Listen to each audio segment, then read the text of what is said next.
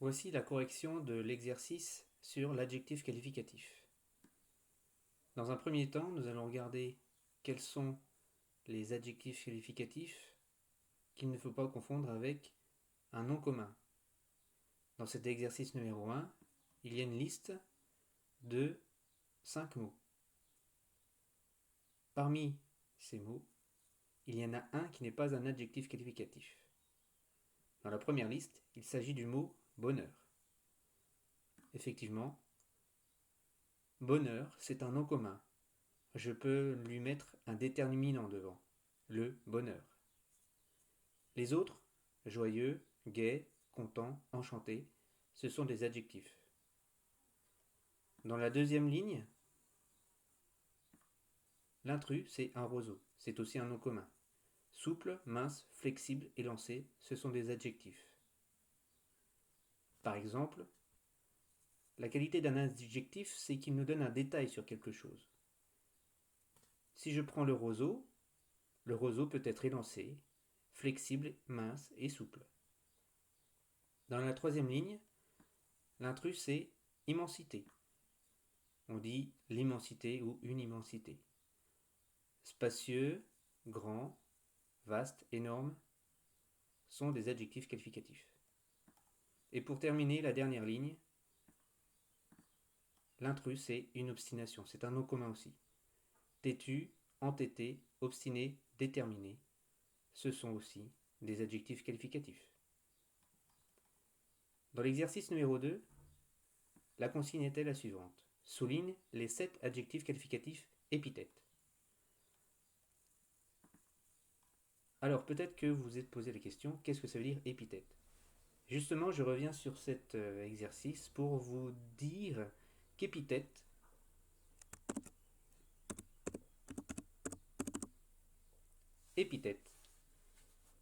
signifie que l'adjectif qualificatif est juste à côté du nom commun.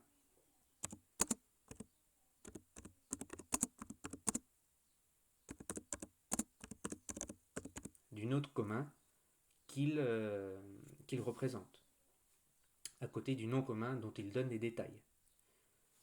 À ne pas confondre avec une autre position de l'adjectif qualificatif qui s'appelle attribut.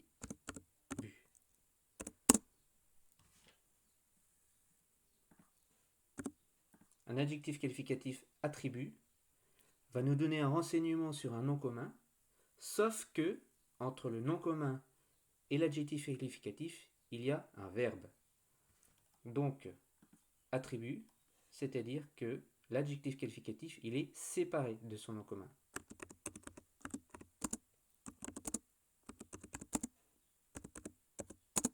Par un verbe. On va voir ça tout de suite dans l'exercice.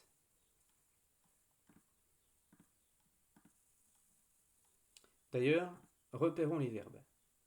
L'oncle Vernon était grand, avec une énorme moustache noire et quasiment pas de cou. La tante Pétunia avait un visage chevalin et une silhouette osseuse. Harry, au contraire, était petit et maigre, avec de grands yeux verts étincelants. Eh bien, nous allons repérer les verbes. Était, avait, et encore une fois, était. Ensuite, de qui parle-t-on dans la première phrase? On parle de l'oncle Vernon. Il était grand, avec une énorme moustache. On remarque que l'oncle Vernon, c'est L', oncle Vernon. Déterminant, nom commun et nom propre. Dedans, il n'y a pas d'adjectif. Puis nous avons un verbe, et à côté, nous avons un adjectif, grand. Et là, vous le voyez que grand va nous donner un renseignement sur l'oncle Vernon. Grand est un adjectif qualificatif, oui, mais il est épithète. Il est attribut, pardon. Je continue avec une énorme moustache noire.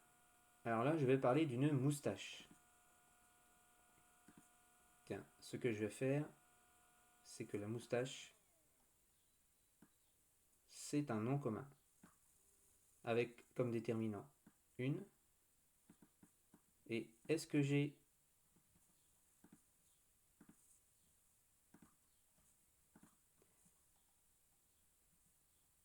Est-ce que j'ai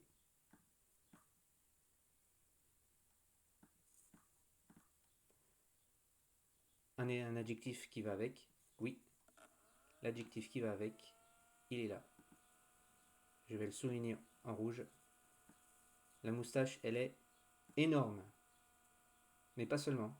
Elle est aussi noire. Énorme et noir sont deux adjectifs qualificatifs. Ils me donnent un renseignement sur moustache. Il n'y a pas de verbe qui les sépare, donc ce sont bien des adjectifs qualificatifs épithètes. Et quasiment pas de coup. Le coup, c'est un nom commun, mais je n'ai pas d'adjectif qui va avec. Je continue avec la tante Pétunia. La, déterminant, tante, nom commun, Pétunia, nom propre, avait le verbe.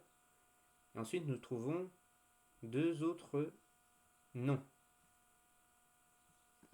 accompagnés de leur déterminant. C'est visage.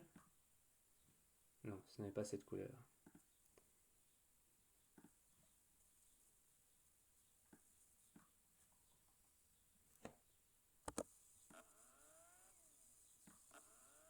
Et silhouette.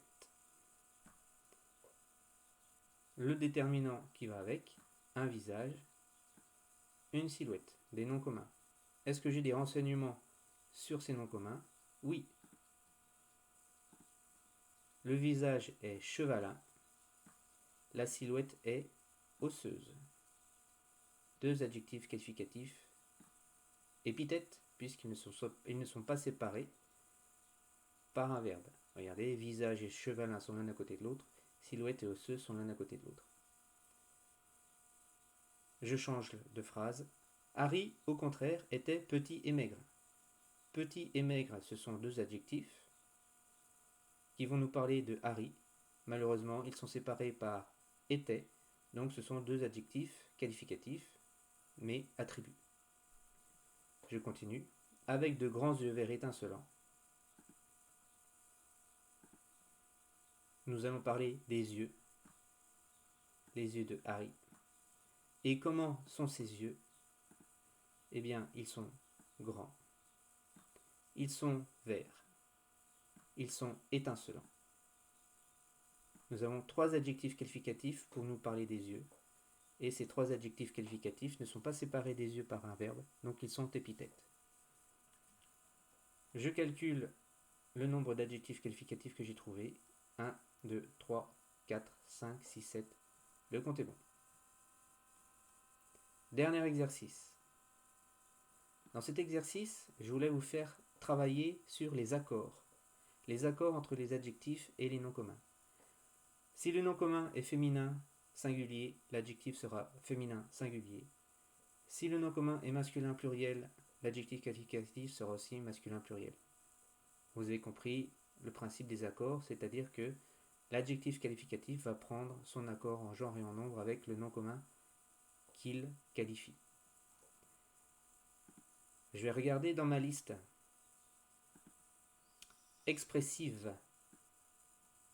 Je sais que c'est du féminin pluriel, sinon j'aurais expressif. Élevé, c'est du masculin. Si c'était du féminin, j'aurais un E. Si c'était du pluriel, j'aurais un S. Familiaux, c'est du masculin pluriel.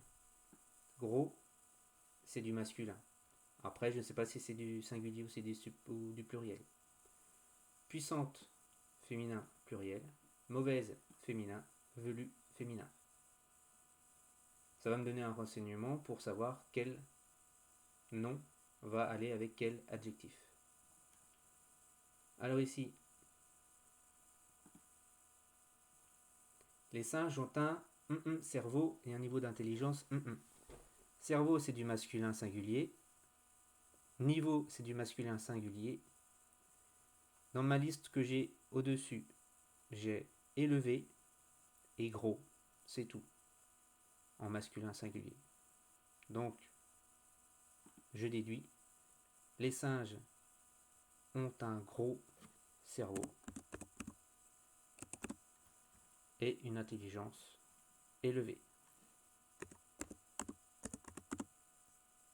un niveau élevé, pas une intelligence élevée. Sinon j'aurais mis un E, comme vous venez de voir.